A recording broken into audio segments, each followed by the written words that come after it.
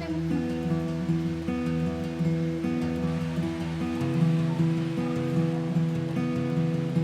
na ako.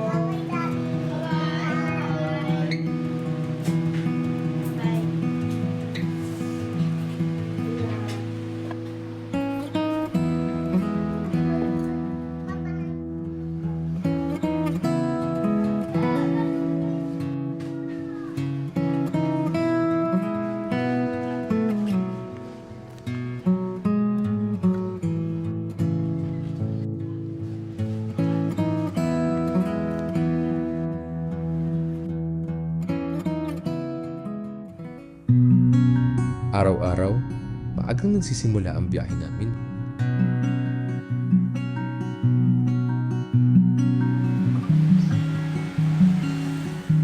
Hindi lang oras ang hinahabol namin, kundi responsibilidad din.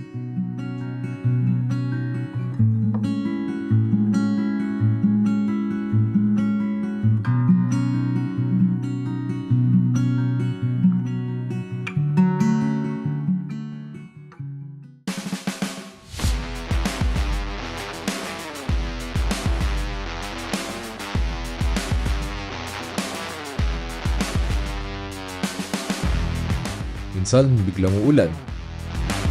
Tapos aaraw ulit. Pero kahit anong panahon, tuloy ang biyahe.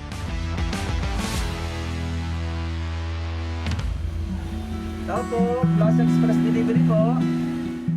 Bukod sa makauwi ng ligtas, parte ng trabaho namin na makarating ng maayos ang bawat padala. Dahil sa bawat parcel, may taong naghihintay. Thank you po. Sa bawat biyahe, ginagawa namin ng lahat para makarating ng maayos ang bawat delivery. At tulad ng bawat customer na may hinihintay, may pamilya rin kaming gustong uwian ng ligtas.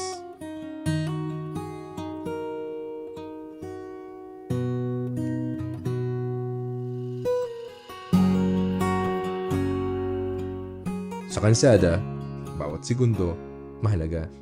Mag-ingat, magbigay daan, mat malasakit.